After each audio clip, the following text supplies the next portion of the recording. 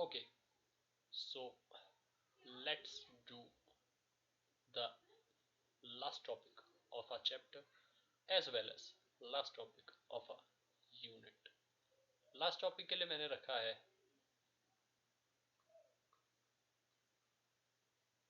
Hysteresis loop. Hysteresis loop, hysteresis loop, इसे IH loop भी बोलते हैं, इसे BH लूप भी बोलते हैं। IH लूप भी बोलो या फिर BH लूप भी बोलो। IH का मतलब, आई का मतलब आपको पता है, इतना पढ़ लिया अब क्या, intensity of magnetisation, magnetisation. H का मतलब इंटेंसिटी ऑफ मैग्नेटिक फील्ड।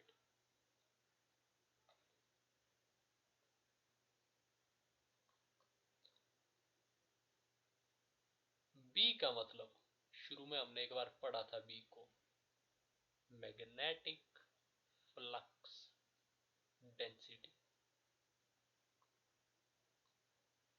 ये सारी चीजें, हिस्टेसिस लूप दो तरह से बनाया जाता है, या तो IH लूप बनाया जाएगा या तो BH लूप बनाया जाएगा।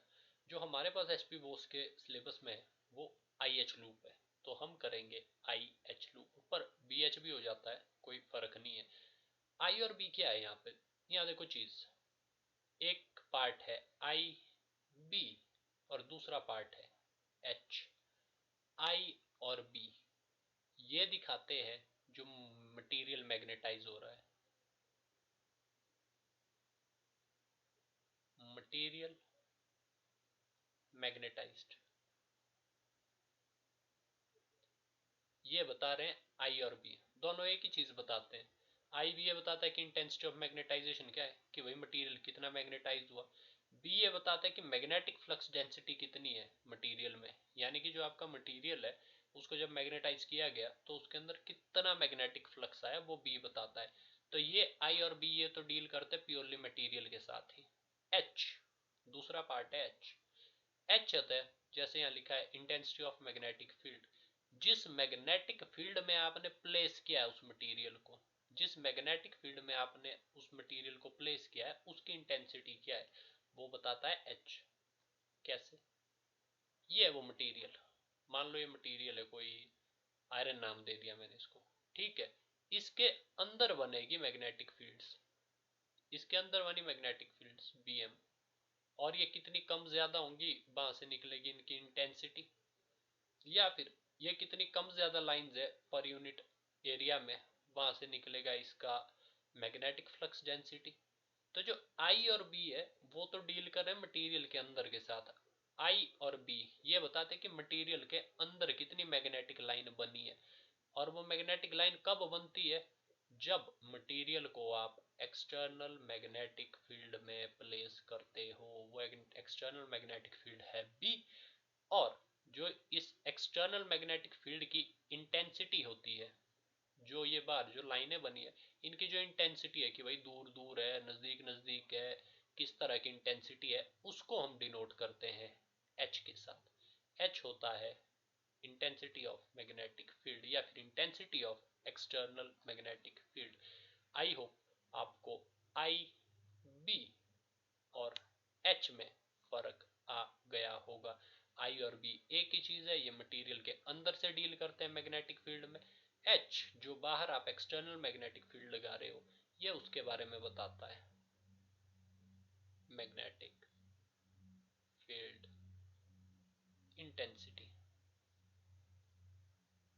आई होप इससे ज्यादा क्या है मतलब इतना हो गया, थोड़ा कंफ्यूजिंग है जरूर है, बहुत ज्यादा कंफ्यूजिंग है, पर समझा जा सकता है क्योंकि हमने चैप्टर बहुत इलेबोरेट करके पढ़ा है, ठीक है।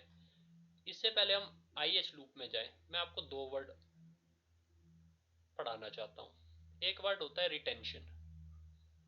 क्या होता है रिटेंशन? एक वर्ड होता है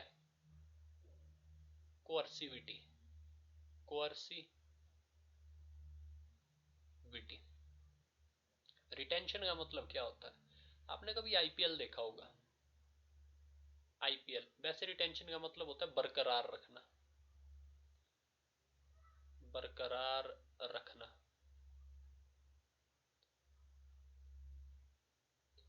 ये होता है रिटेंशन का मतलब, बरकरार रखना। कभी आपने आईपीएल अगर देखा होगा तो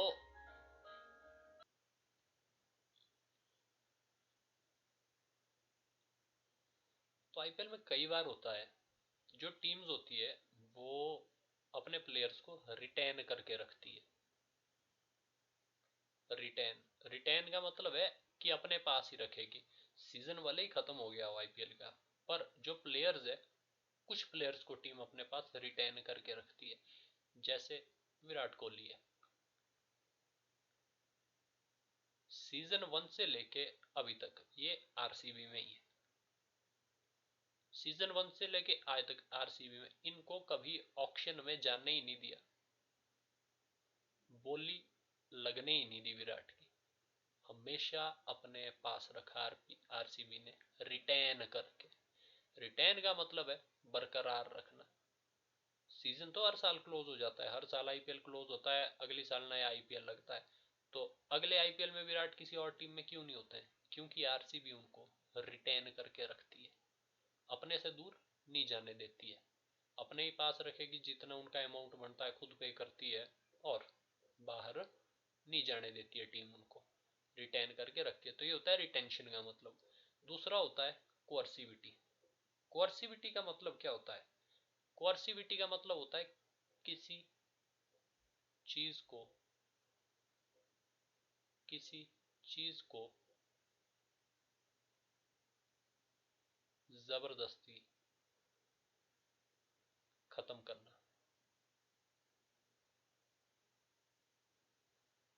या फिर जोर लगाकर किसी चीज को नष्ट करना।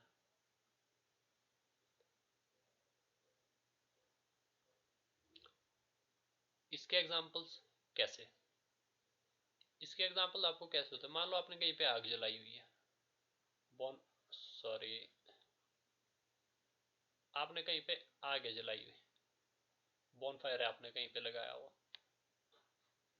आगे आपने जलाई हुई कहीं पे, जब आग आपने सेक ली तो उसके बाद जो बचा हुआ होता है, नीचे कोयला रहा होता है, या थोड़ी सी आग अगर रह भी गई हो, तो आप उसको खुला नहीं छोड़ते हो, क्योंकि वो ओरे परे स्प्रेड कर सकती है।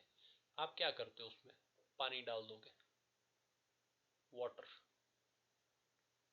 पानी डालोगे और इसको जबरदस्ती खत्म कर दोगे।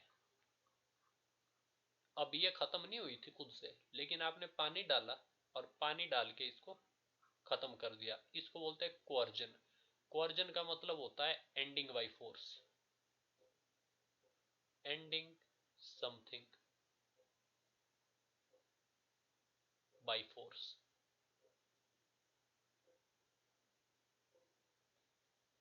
ओके, तो इजी, आई होप कि आपको रिटेंशन का मतलब भी समझ आ गया होगा, और आपको कोअर्सिविटी या कोअर्जन, इसको कोअर्जन भी बोलते हैं, सॉरी, कोअर्जन, कोअर्सिविटी या फिर कोअर्जन भी होता है, इसका मतलब भी आपको समझ आ गया होगा। तो एक स्टोरी हम लोग पढ़ते हैं। स्टोरी क्या पढ़ते हैं? ऐसी कुछ इंसिडेंट देखते हैं आपकी लाइफ के। क्या इंसिडेंट?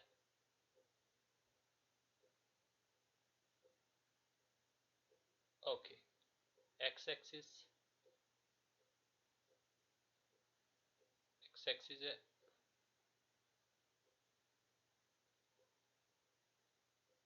ये आपकी वाई एक्सिस है, ठीक है। मानते हैं, हम ये मान लेते हैं कि भैया आपको फिश खाना बहुत पसंद है। क्या खाना पसंद है आपको? मछली खाना बहुत पसंद है, फिश। फिश खानी है तो पकानी तो पड़ेगी, पकाएंगे किस में आप? गैस में। यहाँ आपने एक फिश रखी हुई,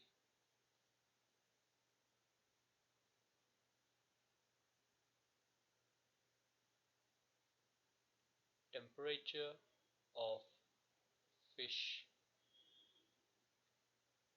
kept in a frying pan.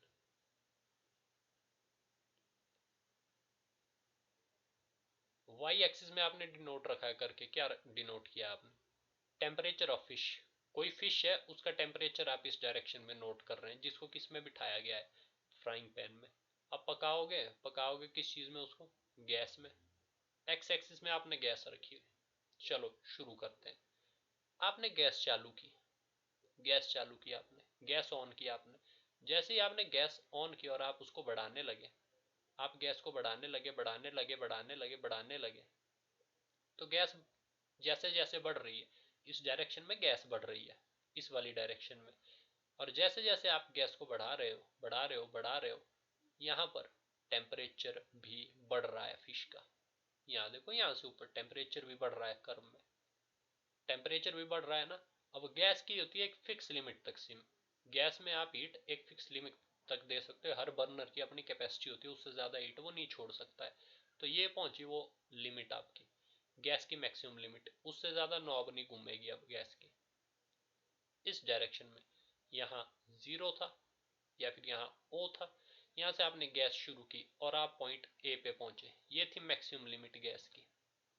ठीक है, अब आपने गैस को कम करना शुरू कर दिया, गैस को आपने कम करना शुरू कर दिया, कम करना शुरू कर दिया, कम करना शुरू कर दिया। आप गैस घटा रहे हो, अब गैस की सप्लाई घटा रहे हो, घटा रहे हो, घटा रहे हो, घटा रहे हो, घटा रहे हो, घटा रहे हो और घटा रहे हो। ये इस पॉइंट पे गैस की सप्लाई हो गई जीरो। यहाँ देखो, एक्स एक्सिस यहाँ पर इस पॉइंट पे एक्स एक्सिस जीरो है, वाई एक्सिस की वैल्यू है अभी भी, लेकिन एक्स एक्सिस जीरो हो गई है। इस पॉइंट को हमने नाम दिया बी। ये आप बिल्कुल श्योर शॉट बोलेंगे कि भाई अगर हमने गैस इस तरह से सप्लाई बढ़ाई थी तो इसी डायरेक्शन में कम क्यों नहीं हुई? नहीं आएगी, क्योंकि आप जैसे जैसे गैस कम करते हो ना, टेम्परेचर इस रेंज में कम नहीं होता है। जब आप गैस बंद भी कर दोगे, इस पॉइंट बी पे आपकी गैस हो गई है बंद, गैस आपकी क्लोज हो गई है, आपने बर्नर कर दिया ऑफ, नॉब स्विच ऑफ हो गई है। लेकिन इस टाइम पे भी जो आपका फ्राइंग पैन है, जो आपका फ्राइंग पैन है वो तो गर्म है ना, उसमें टेम्परेचर है, वो गर्म है, उसने हीट रिटेन की हुई है। I am saying this again, क्या किया उसने यहाँ पे? हीट को रिटेन।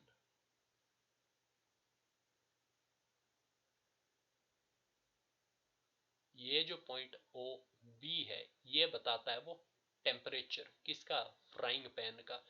वो टेम्परेचर फ्राइंग पैन का जो उसने रिटेन करके रखा है, कब? जब गैस की सप्लाई क्या हो गई थी? जीरो। इस पॉइंट को देखो, इस पॉइंट पर एक्स एक्सिस की वैल्यू थी जीरो और वाई एक्सिस की वैल्यू यहाँ से यहाँ तक रही है। ये है जो उसने हीट रिटेन कर करके, जो उसने टेम्परेचर रिटेन करके रखा है फ्राइंग पैन में, ये पकड़ा उसने पाथ जब आपने कम की। ठीक है, अब बात है ये कि आपको फिश है खानी, लेकिन फिश है बहुत गर्म, तो आप उसको ठंडा कैसे करोगे? यहाँ देखो टेम्परेचर तो बहुत ज़्यादा है इसका, टेम्परेचर तो बहुत है ना ये पैन का, गर्मा गर्म आप खा नहीं सकते हो, तो आप कैसे घटाओगे इसको? आप घटाओगे इसको कैसे?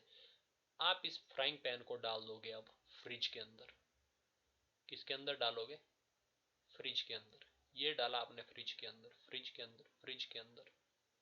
यहाँ पे था 0 डिग्री, ये है फ्रिज इस साइड को। आप नेगेटिव में ले आए अब टेम्परेचर को, जैसे ही जीरो से इस तरफ को आया, ओ से इस तरफ को आया, अब नेगेटिव में डाल दिया आपने। गैस की सप्लाई तो आपने यहीं पे ही कट कर दी थी, लेकिन अब यहाँ से पीछे कि इसका टेम्परेचर लो हो जाए, उसके लिए आपने क्या कर दिया? फ्राइंग पैन को आपने फ्रीजर में डाल दिया, उसको फ्रीजर में डाला। अब इस पॉइंट पे एक्स एक्सिस की वैल्यू है जीरो, ये सॉरी वाई एक्सिस की वैल्यू है zero. Look at this point, इस पॉइंट पर जो आपकी वाई एक्सिस है, वाई एक्सिस की वैल्यू है जीरो, और जो आपकी एक्स एक्सिस है, जो ये वाली आपकी एक्स एक्सिस है, इसकी वैल्यू है ये।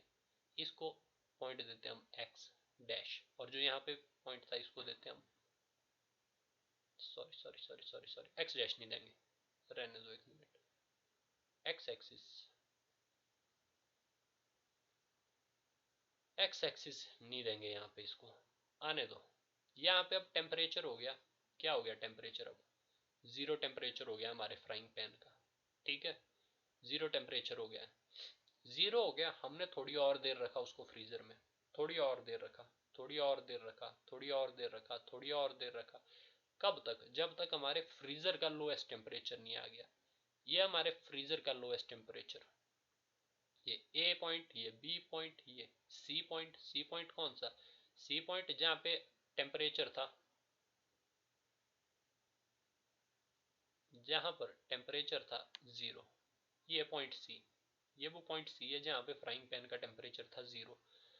टेम्परेचर जीरो था फ्राइंग पैन का, फ्राइंग पैन का टेम्परेचर तो जीरो था, पर उसके लिए उसको डालना कहाँ पड़ा हमारे को? फ्रीजर के अंदर। अब हम फ्रीजर को ले आए उसके मिनिमम पर, जो फ्रीजर का मिनिमम टेम्परेचर है, उस टेम्परेचर को नाम दे दिया हमने डी। ये नाम दे दिया हमने इसको डी। अच्छा नहीं लग रहा है, फिर से देखते हैं। इसको नाम दे दिया हमने डी पॉइंट है ये वाला लोएस्ट टेम्परेचर है। अब जब लोएस्ट टेम्परेचर पे रखा हमने, ये देखो ये फ्रीजर का लास्ट है, बिल्कुल लोएस्ट टेम्परेचर है, एक्स डैश नाम दिया मैंने इसको, ठीक है, एक्स डैश नाम दिया। तो इस पॉइंट पे जो पैन का टेम्परेचर होगा ना, जो इस फ्राइंग पैन का टेम्परेचर होगा, उसको मैं नाम दूंगा वाई डैश, ठीक है। इस पॉइंट पे इस पैन का भी मिनिमम टेम्परेचर है। इस डायरेक्शन में आप पीछे बढ़ा रहे हैं अब उनको। अब क्या होगा? फ्रीजर अपने लोएस्ट पे पहुंच गया है। अब आपने उसको बाहर निकाल दिया, अपने फ्राइंग पैन को। अब आपने खाना है उसको, तो आपने बाहर निकाल दिया। अब भूख आई आपको, आपने बाहर निकाल दिया उसको। आपने फ्राइंग पैन को फ्रीजर से बाहर निकाल दिया, बाहर निकाला, और अब उसका टेम्परेचर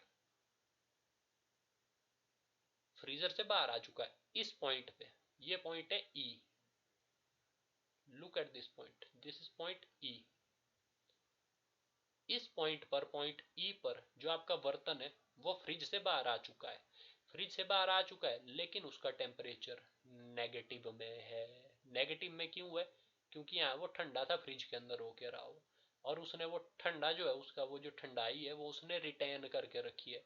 ओ के ऊपरी तरफ उसने गर्मी रिटेन की हुई थी, और ओ के निचली तरफ उसने अब वो ठंड रिटेन करके रखी है।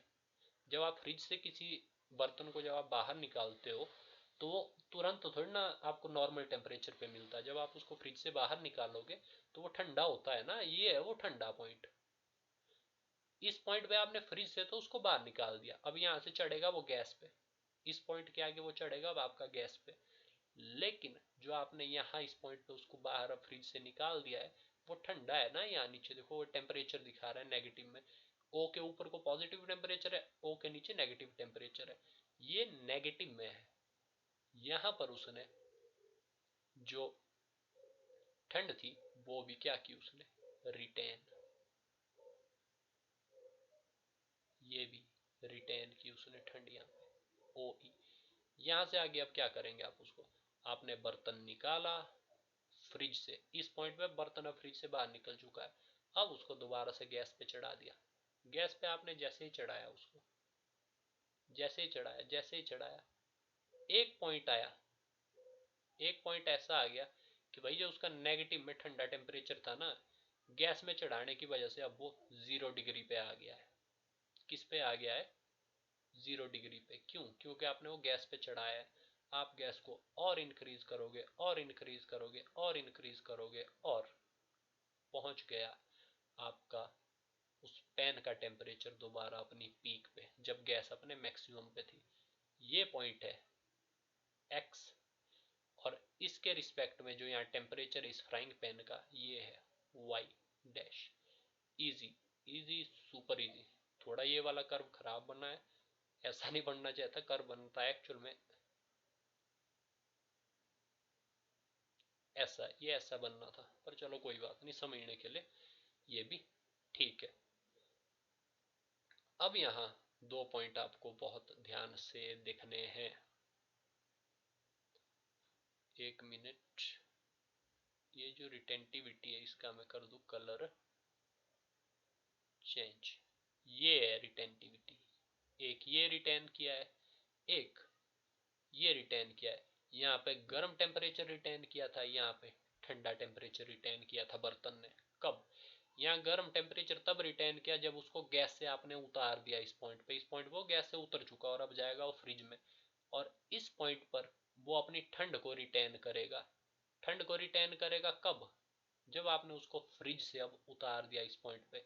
इस पॉइंट पे आपने उसको फ्रिज से उतार दिया और अब गैस ऑन कर दी है। गैस यहाँ से बढ़ गई, यहाँ पे 0 है एक्स की वैल्यू, और अब यहाँ से एक्स की वैल्यू बढ़ रही है। आई होप आपको रिटेन का मतलब समझ आ गया होगा। रिटेन का मतलब आपको समझ आ गया होगा। अब आपको बताता हूं मैं दूसरे वर्ड का मतलब जो था कोअर्सिविटी। इन दो पॉइंट्स को देखो, एक ये ओ सी, एक पॉइंट ओ सी, दूसरा पॉइंट, इसको नाम दे दूं मैं, नाम नहीं मैं दिया, A B C D E F नाम दे देता हूं मैं इसको, एफ। ठीक है, एक पॉइंट ओ सी, ये ओ से सी तक, दूसरा ओ से एफ तक, ये है पॉइंट कोअर्सिविटी। क्या है? कोअर्सिविटी। यहां पर, सॉरी, यहां पर जो आपको ये टेम्परेचर कम करना था, इसको आपको 0 पर लाना था। इस टेम्परेचर को 0 पर लाने के लिए जो आपने फ्रिज में इसको डाला है ना, ये वो क्वार्जन, ये वो जबरदस्ती खत्म करना किसी चीज को। यहाँ पे इसमें टेम्परेचर था, लेकिन आपने उस टेम्परेचर को जबरदस्ती क्या कर दिया, 0 पे आप ले आए, 0 पे ले आए ओ सी कर्व पर। ये था क्वार्जन। सेम चीज आपने यहाँ पे की। इस पॉइंट पे वो बर्तन आपका ठंडा था, बर्तन आपका ठंडा था, लेकिन आपने उस ठंडाहट को खत्म करने के लिए, उसको जबरदस्ती खत्म करने के लिए उसको कहाँ बिठा दिया, गैस चूल्हे के ऊपर। जबरदस्ती आपने खत्म कर दी उसकी ठंड। ये है दूसरे पॉइंट पे क्वार्जन ओ एफ। चार लाइंस ओ बी, सॉरी, अलग रंग से रिप्रेजेंट करते हैं इसको।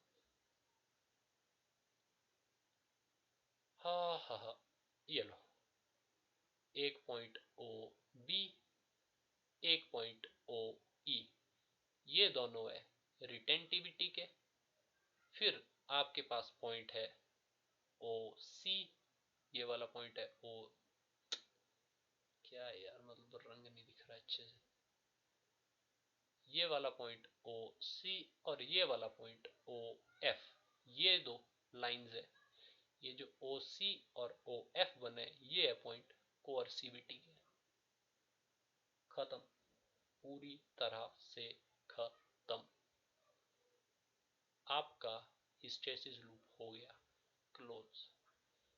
हिस्टेसिस लूप हो गया क्लोज। अब ध्यान क्या रखना है, जिस साइड को रखिए आपने गैस, ये रखिए आपने गैस, इस साइड को, इस साइड को आपने फ्रीजर रखा हुआ, फ्रिज या रेफ्रिजरेटर रखा है।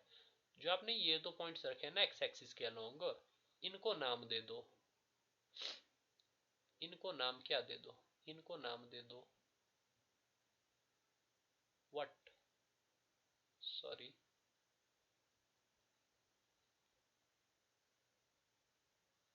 इनको, ये जो एक्स एक्सिस है आपकी, इसको डिनोट कर दो अब किसके साथ, एच के साथ। एच, एच मतलब intensity of external magnetic field. जो बाहर से आप गैस दे रहे हो, जो बाहर से आप मैग्नेटिक फील्ड लगा रहे हो, ये उसकी इंटेंसिटी एच की, कि भाई कितनी मैग्नेटिक फील्ड बाहर से देने पे ऊपर कितनी रिटेंशन बनी, ऊपर, सॉरी, ऊपर कितनी मैग्नेटाइजेशन हुई मटेरियल में। और जो वाई एक्सिस है, जो ये टेम्परेचर था इस फिश का फ्राइंग पैन में, इसको नाम दे दो आई, या फिर कई जगह पे इसको नाम दिया गया है बी। एज आई सेड, आई मतलब इंटेंसिटी ऑफ मैग्नेटाइजेशन। मैग्नेटाइजेशन किस में, इन द मटीरियल।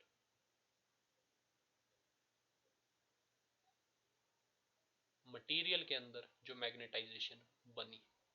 अब एक बार फिर से समझते हैं और सुपर इजी वे में समझते हैं इसको। यहां से आपने इस पॉइंट पे आपने अब क्या किया, इस पॉइंट पे आपने एच इंक्रीज किया, आपने मैग्नेटिक फील्ड शुरू कर दिया, मैग्नेटिक फील्ड शुरू कर दी, और आपने कोई मटेरियल रखा उस मैग्नेटिक फील्ड में बढ़ा के। जैसे जैसे आप मैग्नेटिक फील्ड बढ़ा रहे हो वो मटेरियल भी मैग्नेटाइज हो रहा है। अब पहुंची आपकी मैग्नेटिक फील्ड अपने पीक पे, इससे ज्यादा मैग्नेटिक फील्ड आप अप्लाई नहीं कर सकते हो। इस पॉइंट पे जब पहुंची आपने मैग्नेटिक फील्ड कर दी कम, मैग्नेटिक फील्ड कर दी कम, मैग्नेटिक फील्ड कर दी कम, मैग्नेटिक फील्ड कर दी कम, मैग्नेटिक फील्ड आपकी कम हो रही है, कम हो रही है, कम हो रही है, लेकिन वो ये ओरिजिनल पाथ फॉलो नहीं करती है, वो जाएगी उल्टी साइड से। क्यों जाएगी? क्योंकि जब आप मैग्नेटिक फील्ड कम भी करोगे तो मटेरियल ने तो कुछ ना कुछ मैग्नेटाइजेशन रिटेन करके रखी है। जब आपकी मैग्नेटिक फील्ड जीरो हो गई, जब आपका एच जीरो हो गया, उस टाइम भी इंटेंसिटी ऑफ मैग्नेटाइजेशन यानी कि आई की वैल्यू कुछ थी उस मटेरियल के अंदर, मैग्नेटाइजेशन तब भी रहा जब बार एच जीरो हो गया। इस पॉइंट के बाद जब आप उसको और पीछे खींचोगे, मैग्नेटाइजेशन को और कम करोगे, ये सॉरी, जब जो एक्सटर्नल मैग्नेटिक फील्ड एच है, अब आपने उसकी पोलैरिटी रिवर्स कर दिया, अब आप उसको नेगेटिव में ले आए। नेगेटिव में क्यों ले आए? वो आप जबरदस्ती उसको नेगेटिव में ला रहे हो ताकि जो आपकी आई है, आई की वैल्यू क्या हो जाए, जीरो।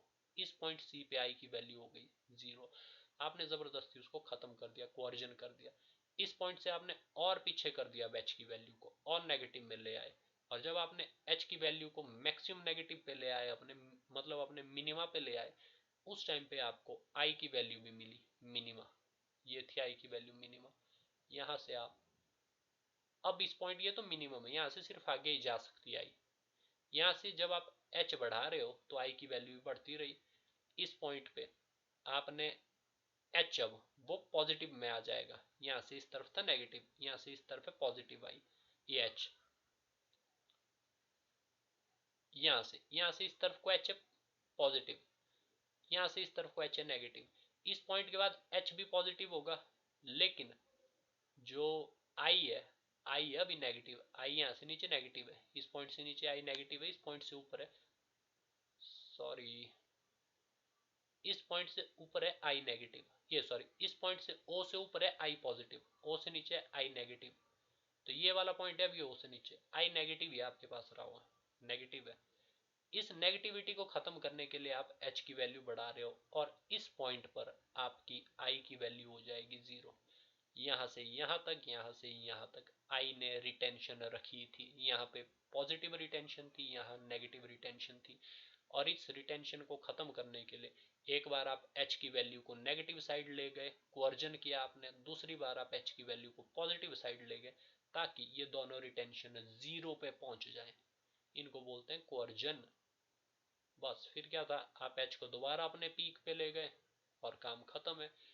ये जो कर्व बना आपके पास, कैसा कर्व बना, O A B C D E F A, curve या लूप बोलूंगा मैं इसको, लूप जो ये आपके पास बना ओ से लेके A B C D E F A तक, इस लूप को बोलते हैं स्टेसिस लूप। और ये जो लूप है ना, ये बेकार में नहीं बनाया जाता है, इसके बहुत काम है। ये जो अंदर एरिया बना इस पूरे लूप में, ये जो loop O A B C D E A, ये जो इस लूप बना ना, इसका जो एरिया है, ये जो अंदर ये जो अंदर एरिया बना है, ये पूरा का पूरा जो एरिया बना है, ये देता है हिस्टेसिस लॉस। हिस्टेसिस लॉस मतलब ये देखो ऐसा बना है आपके पास लूप, अंदर जितना ज्यादा एरिया होगा ना, अंदर जितना ज्यादा एरिया होगा उतना ज्यादा लॉस ऑफ एनर्जी होगा, लॉस ऑफ एनर्जी दिखाता है ये loop.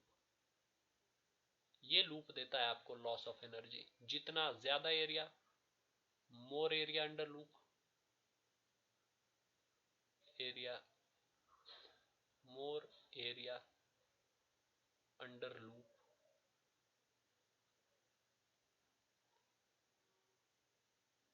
More is energy loss,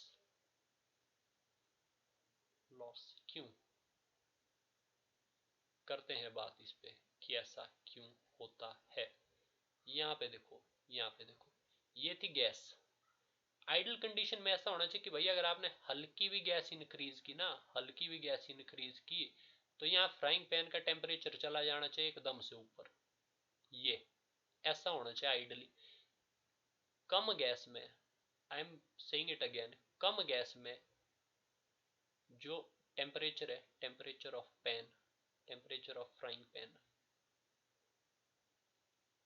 come gas में टेम्परेचर होना चाहिए बहुत ज्यादा हाई उसका। ये आइडल केस। लेकिन आपके पास हो रहा है उल्टा। उल्टा कैसे हो रहा है आपके पास?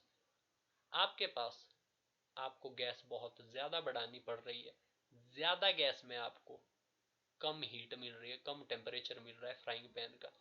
तो जितना चौड़ा ये कर्व बनेगा उतना ज्यादा एनर्जी लॉस। इस तरफ को वो गैस थी, इस तरफ की जो जो आपको टेम्परेचर मिल रहा था पैन में, ये जितना नैरो बनेगा उतना, ये जो अंदर वाला लूप है ना, ये एनर्जी एफिशिएंट, एफिशिएंट। ये जो बाहर वाला लूप है ये है less efficient, less energy efficient. क्यों है? दोनों केसेस मैंने आपको बता दिए। ये आपको कम गैस में, ये अंदर वाला लूप आपको कम गैस में ज्यादा टेम्परेचर दे रहा है, बाहर वाला आपको ज्यादा गैस में सेम टेम्परेचर दे रहा है। यहाँ पे गैस ज्यादा लगी, टेम्परेचर मिला सेम, यहाँ पे गैस कम लगी, टेम्परेचर मिला सेम। तो जितना कम एरिया होगा इस लूप के अंदर उतना एनर्जी एफिशिएंट होगा वो। यही काम होता है हिस्टैरिसीस लूप का। हिस्टैरिसीस लूप कम से कम होना चाहिए, कम से कम।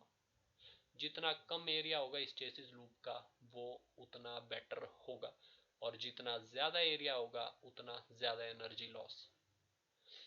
तो ऐसे होता है, देखो ऐसे, कम से कम हो उतना बेटर। ये आपका रिटेंशन है और ये दोनों आपके कोअर्जन है,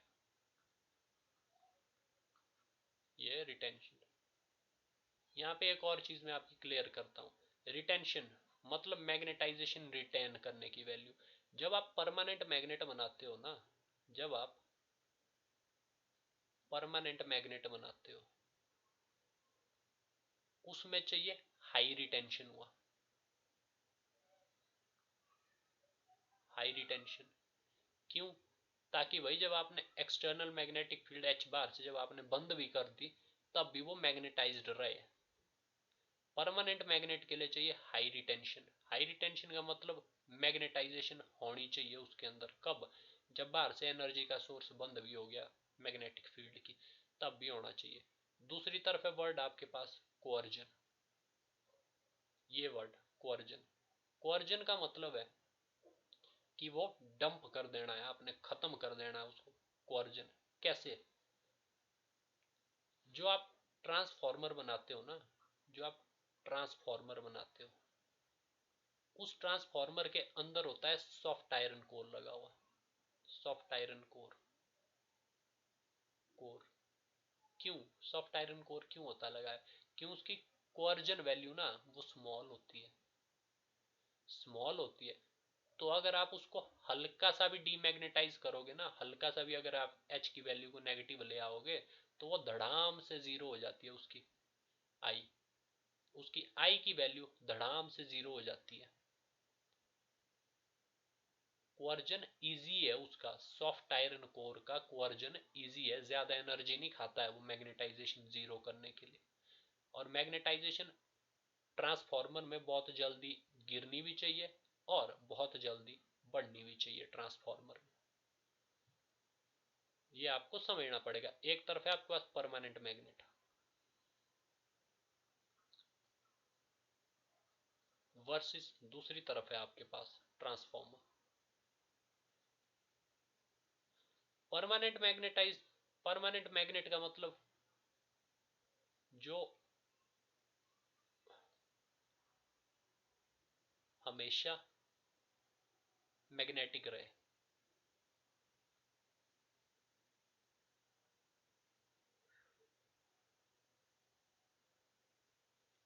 हमेशा मैग्नेटिक रहेगा, मतलब कि भाई अगर पीछे अगर उसको कोई मैग्नेटिक फील्ड नहीं भी मिल रही है तब भी वो चुंबक की तरह बिहेव करे। वो कब करेगा चुंबक की तरह बिहेव? जब उसकी रिटेंटिविटी हाई हो। अगर उसकी रिटेंटिविटी हाई है तो वो हमेशा चुंबक की तरह ही बिहेव करेगा। अगर उसकी रिटेंटिविटी लो है तो वो चुंबक नहीं बन सकता, क्योंकि अगर रिटेंटिविटी लो होगी तो वो अपनी मैग्नेटिक फील्ड को रिटेन नहीं कर पाएगा, और अगर रिटेंटिविटी हाई है तो वो अपनी मैग्नेटिक फील्ड को रिटेन करके रखेगा और हमेशा चुंबक की तरह काम करेगा। ये है। दूसरी तरफ है ट्रांसफॉर्मर। ट्रांसफॉर्मर में आपको मैग्नेटाइजेशन और डीमैग्नेटाइजेशन क्विकली होना चाहिए। क्या होना चाहिए? क्विकली। मैग्नेटाइज भी बहुत जल्दी से हो जाए और डीमैग्नेटाइज भी बहुत जल्दी से हो जाए। मतलब जो ये रिटेंशन की वैल्यू होती है ना रही हुई, ये आपको फट से जीरो भी आनी चाहिए। फट से रिटेंशन की वैल्यू क्या हो जानी चाहिए? जीरो हो जानी चाहिए। यहाँ से नीचे भी फट से गिरनी चाहिए, यहाँ से ऊपर भी फट से उठ जानी चाहिए, जीरो बन जानी चाहिए जल्दी। इसके लिए क्या करते हैं आप यूज करते हैं सॉफ्ट आयरन कोर का। आयरन कोर का इसकी कोअर्जन होती है लो। लो मतलब इसकी वैल्यू को बहुत जल्दी, बहुत ही जल्दी ये कोअर्जन देख, बहुत ही जल्दी कम कोअर्जन पे इसकी रिटेंटिविटी को आप लो ला सकते हो। कई बार ऐसा होगा कि आपको रिटेंटिविटी लो लाने के लिए ज्यादा कोअर्जन करना पड़ेगा, लेकिन सॉफ्ट आयरन कोर के केस में आप छोटे से कोअर्जन में आप रिटेंटिविटी को कम ला सकते हो। ये फर्क है। आई होप आपको समझ आ गया होगा। बहुत इजी है पर आपको बार बार ये पढ़ना पड़ेगा। बहुत इजी है, टफ नहीं है ये चैप्टर, सुपर इजी है, लेकिन आपको पढ़ना पड़ेगा। आपको थोड़ा इसमें एफर्ट्स लगाने पड़ेंगे। अब मैं इसमें देखता हूँ कोई चीज़ बच तो नहीं गई है हमारे पास जो करनी हो। हाँ हाँ हाँ, let me see it. Okay, retentivity पढ़ा दिया है और आपको कोर्सिविटी भी पढ़ा दिया है। Hysteresis loss, hysteresis loss loss का मतलब होता है जो एरिया बनता है लूप में, आई एच में। प्रिपेयरिंग इलेक्ट्रोमैग्नेट, ठीक है।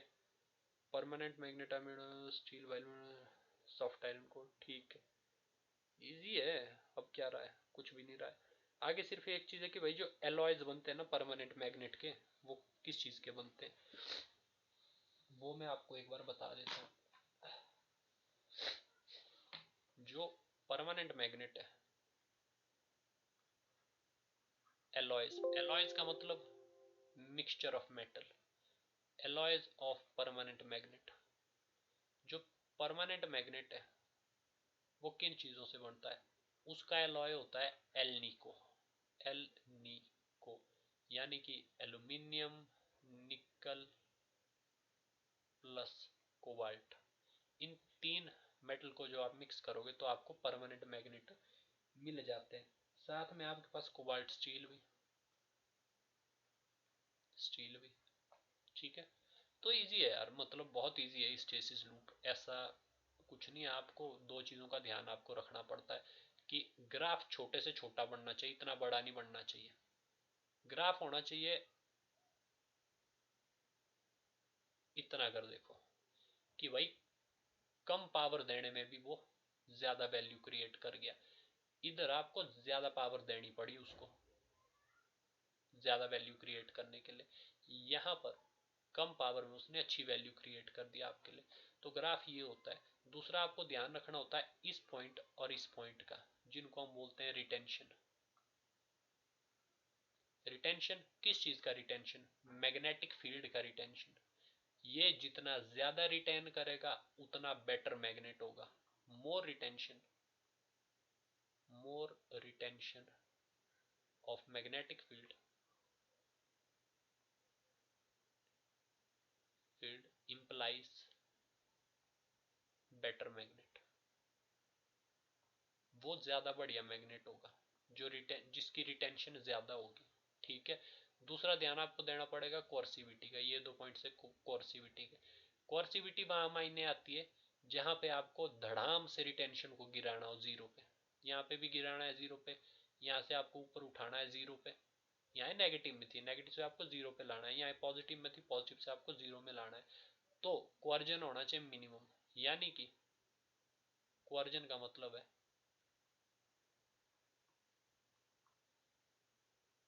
कम फोर्स लगाकर